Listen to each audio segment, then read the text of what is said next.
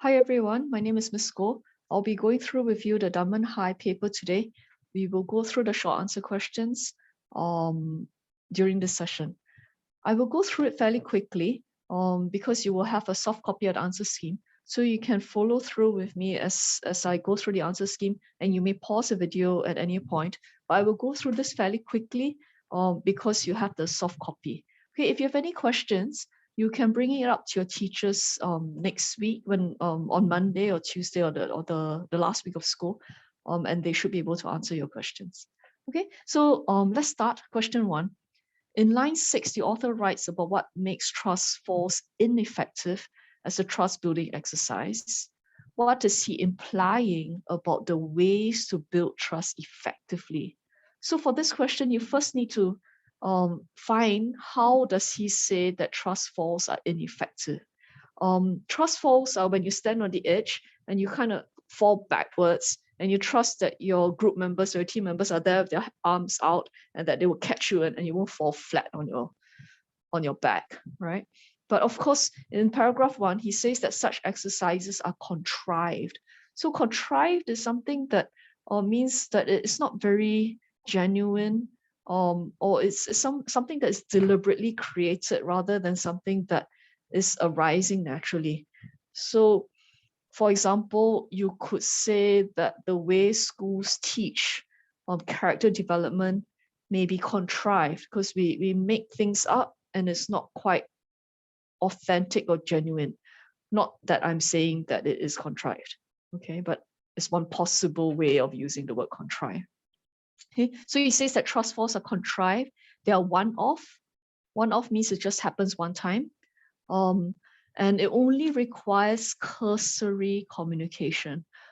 Cursory means something that's done quite quickly, and so without much, it's not very thorough or detailed. Cursory is usually used with the word glance. So you cast a cursory glance. So you just kind of look and look back, and it's just kind of meaningless. Yeah. So if trust falls are contrived, one-off, and not only requiring cursory communication, he's implying that effective trust should develop the opposite of all of these. So instead of it being contrived, it ought to develop naturally or authentically or organically or without force. Okay, so instead of it being once-off, just happen one time, one is a lift, so be careful with that. It ought to be something sustained or long-term or continual. So instead of something that requires only cursory communication, so just sort of superficial in some ways, cursory communication, effective trust actually requires deep or comprehensive or thorough discussions. So all of these answers, A, B, and C, you need to flip the answers. 1 to 2 points get 1 mark. You need all 3 points to get 2 marks.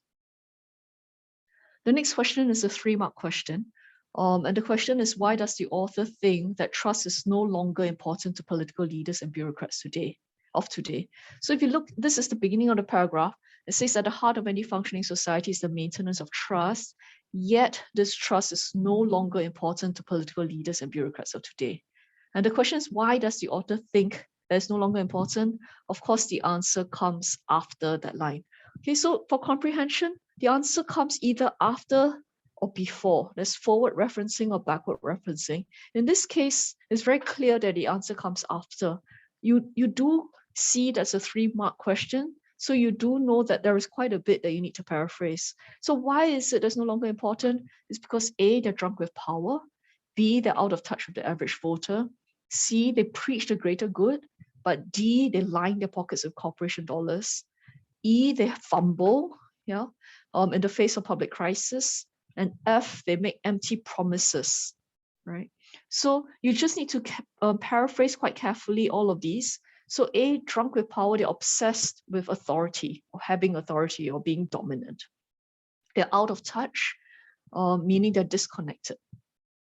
Okay, they're disconnected with their constituents. C, they preach the greater good, means they claim that they're working for the betterment of society, but what they are doing is that they are actually taking kickbacks or taking bribes, or they are actually corrupt. E, they fumble in the face of public crisis, so they make mistakes in emergencies.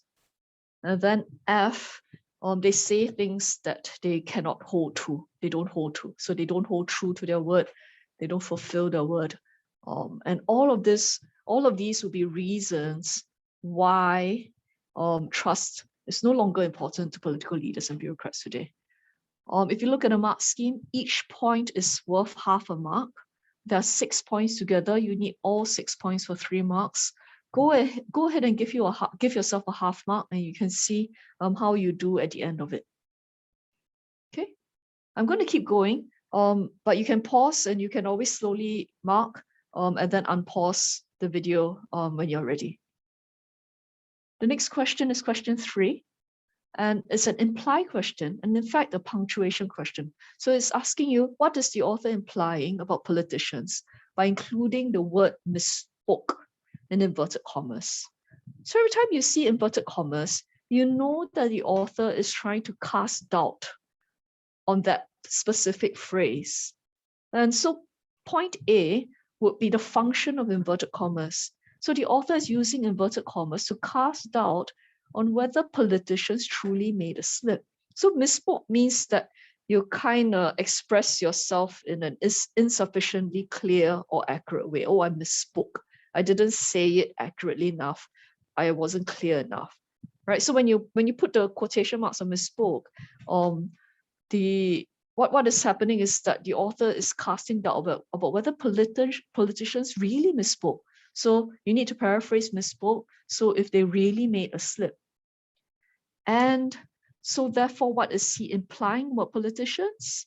He's implying point B is his implying. So remember, what is he implying about politicians? He's implying that politicians have no intention to take responsibility, or they're shirking responsibility when they say that, I misspoke, when they're called out, right? Yes, I misspoke. And the word misspoke itself is quite telling. It doesn't say that, oh, I was wrong. He just says, oh, I misspoke. It was just a slip. And so in that sense, it's quite damning of politicians and of politicians' willingness to take responsibility. So this would be question 3. You need both A and B for 1 mark. So both the function of inverted commas as well as the context of the word for 1 mark. Question 4 is asking you about an expression. And the question is, explain the author's use of the expression, water off the proverbial duck's back, in line 15. So when you look at explain the author's use, you kind of need to see what is the author trying to do in using that phrase. It's not just what does the phrase mean. You kind of need to say, how is the author using it? I don't know whether you've seen ducks. Singaporeans, do we see ducks? There's a Mandarin duck that lives in Bishan. I don't know whether you've seen it on Facebook. It's a beautiful, glorious, multicolored duck. But anyway, ducks, when they come out of the water just rolls off in like blobs because the duck's back is oily, I'm assuming. And so the water just falls off, right? So there are 2 ways. I mean, for A, you can say that he wants to emphasize or wants to show that just as water rolls off a duck's back and the duck stays dry, so you're explaining a metaphor, so to speak. And in the same way, what is the effect? C. Alternatively, you can identify the technique. And so you can say that the author is using an analogy, or you could say that the author is using an idiom. And what is he trying to show is that these criticisms regarding politicians, so the criticisms, if you remember, is from the earlier question, that they're drunk with power, that they don't fulfill the promises, etc., etc., etc. So these criticisms fall off them like water off the duck's back. So the scandals or the condemnations don't affect politicians at all. So they leave their reputation intact. They're pretty much unbothered and unhurt by any of these scandals or condemnations. Okay, so you must have C, and you can have either A or B together with C. So either the idea that he's using an analogy or an idiom to show how politicians are unaffected by all of these scandals, or the idea that you use the way that we answer the way we use for a metaphor. So just as water rolls off a duck's back and the duck stays dry, politicians are unaffected by scandals. Okay, so 2 marks, A or B for 1 mark and C for another mark. So 2 marks for that. Question 5, in paragraph 3, what are the ways that corporations have been playing us for fools? Use your own words as far as possible. So it's a paraphrasing question, and you're supposed to find all the ways that corporations have been playing us for fools, so treating us like idiots, basically thinking that they can pull a fast one on us. So how do they do that? They tout their products as solutions. So they masquerade as a savior when they tout their products as solutions. So masquerade as a savior and tout their products as solutions is actually the same idea. And that idea is that they try to sell us something that is supposed to answer our issues, right? Or supposed to deal with our issues. So they pretend to help us solve our issues or challenges that they have engineered themselves by promoting their goods, or they promote their goods to in the pretense of helping us solve our issues. If you look at Dunman's answer scheme, they allow solve, even though solutions is in the text. Of course, another word that you can use is answer, or help us deal with, or help us answer works. Okay. But the thing is that these problems are of their own creation. So these companies actually make up their own problems. They make up the problems for us. So they create a fake problem, that's B. So they deceive us into accepting challenges or issues that they had actually engineered themselves. Okay? So actually for A and B, you can paraphrase simply what was said. So companies market to us items as solutions to issues that they made up on their own. They made up for us. Yeah, so that's A and B. And the next answer comes quite a bit later. So this is quite an important part in terms of identifying the next point. It comes near the end of the paragraph. So in between is an example that illustrates how they market to us all these products as solutions to problems of their own creation. So all of this would be an example. And then the key word you want to look at is additionally.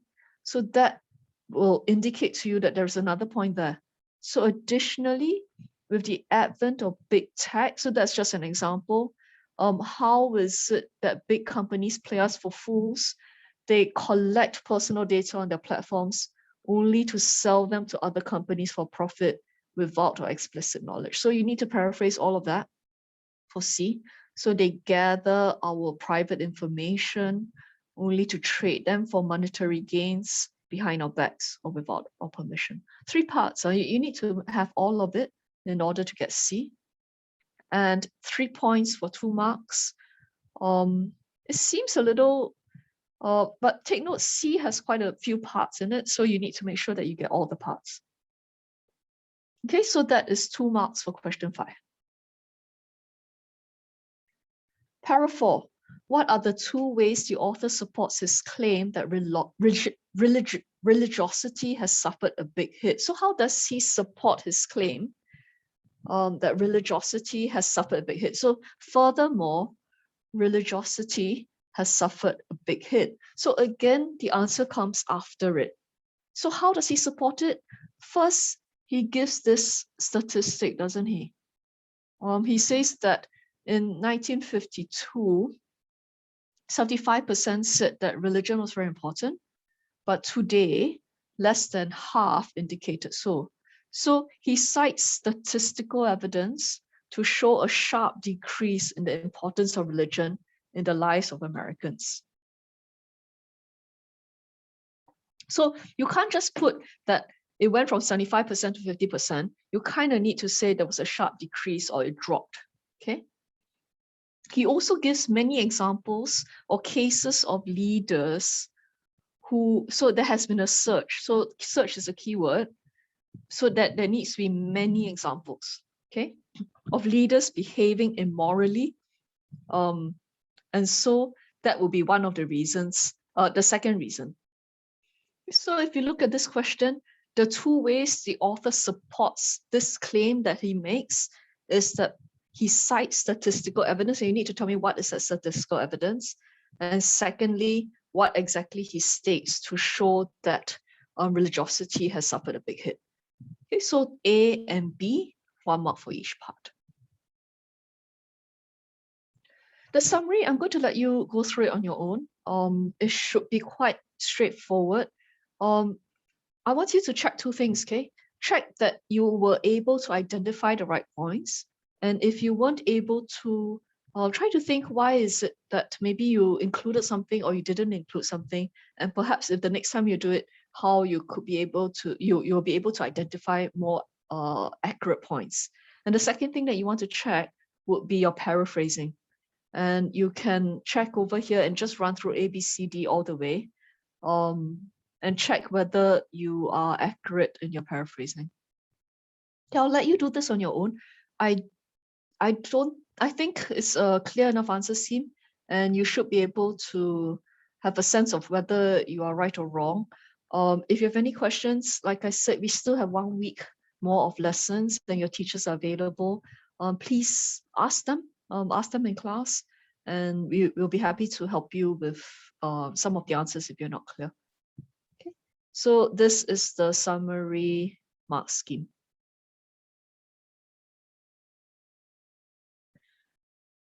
The next question is this: why does the author refer to the internet as the wild, wild web?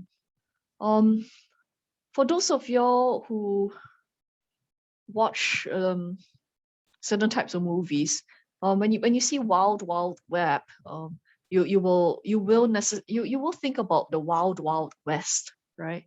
So, and there's some clues in the text that will remind you of the wild, wild west. So it says, so many assume that internet with its modern outlaws and renegade cowboys. So outlaws and cowboys, you kind of think of the wild west, right? Of course, in Singapore's context, Wild Wild West is a hawker store that sells pretty good Western food, okay? But anyway, he's calling the internet the wild, wild web. And so why does he refer to it as a wild, wild web? The author is implying that in some ways he's trying to make a similarity, right? He's trying to say they're similar. And so he's trying to say that many people assume that it is rampant with crime, because Wild Wild West is this idea that you can do anything you want, because there is very little authority in the Wild Wild West, or at least policing. Yeah, so the author implies that the internet is rampant with crime through the use of wordplay to compare it to Wild Wild West. Okay, but of course this is not his view. He's actually giving the opposing view over here. So the author is giving, is explaining that some people think that the internet is rampant with crime. Yeah, and another thing why he uses wild, wild web, you need to read further down a little bit. B, some of you might miss it, but the fact that it's a 2-mark question, it should trigger something in your head that maybe there might be a little bit more. And B is what is the little bit more. And the idea over here is that existing legislation and methods of policing have proved too parochial to keep up. So parochial, if you look at some synonyms for parochial, would be narrow, narrow-minded, or insular, or provincial. And the idea, of course, then is that the internet is a place where the law cannot catch up, or the law cannot control the situation. Okay, so if you look at the question again, so why does he refer to it as the wild, wild web? He's really making an association with the term Wild Wild West and implying the internet is rampant with crime and it's a place where the law doesn't have much hold or much control. Okay, so that would be 2 points, and you need both points for 2 marks. Question 9 is in line 74 to 78. So this is, every time they tell you the line numbers, you will be secretly cheering to yourself. Okay, because in some ways you're like, haha, they're telling me where the answer is. And that should make you feel a little bit more secure in terms of what to write down. So it's asking you from line 74 to 78, what are the 3 reasons why consumers trust and turn to startups? And they tell you, use your overs as far as possible, and 3 points, 3 marks. So it means each reason would be 1 mark. Okay. So if you look over here, the 3 reasons why consumers trust and turn to startups. So cash-strapped startups are leading the pack, using the internet to their advantage. The first reason is over here. Yeah. And the idea is that there is referral marketing. Referral marketing means you get referrals, right? The referrals means I recommend to you, you recommend to your friend recommends to your friend, and so that kind of thing. And the reason why we turn to startups is because customers have faith in recommendations from friends or celebrities, right? So they trust what their friends recommend to them. Okay. B, actually not friends, friends or trusted celebrities. Okay, so I think if you follow this answer scheme, you need both friends and celebrities for this point. Okay. Point B, there is also this idea that they feel secure knowing that startups are only a message away on social media when issues arise. So there's this idea of accessibility. Okay, so customers can connect directly or quickly or promptly or very easily with fledgling businesses. So you can connect with them very quickly. C, these startups, when they leave their feedback, they react faster. So these companies react faster and they change their products according to consumers' wishes. And so they're really very responsive to customer feedback, isn't it? Of course, feedback's a lift. So these startups, they modify or they tailor or they customize or they are responsive to what customers want. Customers is a lift. Sorry, so to what people want, clients want. Okay, so A, B, and C, you need 3 points for 3 marks. Do take note for A, you need friends and celebrities. For B, you need the idea of connecting and the idea of it being quick. C, you need to have the idea of modifying or tailoring or customizing or responding to what comments and opinions. Okay, wow, that's the last one. That isn't too bad at all. So like I said, check your answers. If you have any questions, get back to your tutors. We will help with any questions you might have. You have to mark the summary all by yourself and the SAQ by yourself. Okay. Do be kind to your tutors. I think after today we have a lot on our plates, so be kind to your tutors as well. Okay. Thank you very much. I hope you did well, and I hope you learned something from going through the Dunman High paper. Thank you and good night.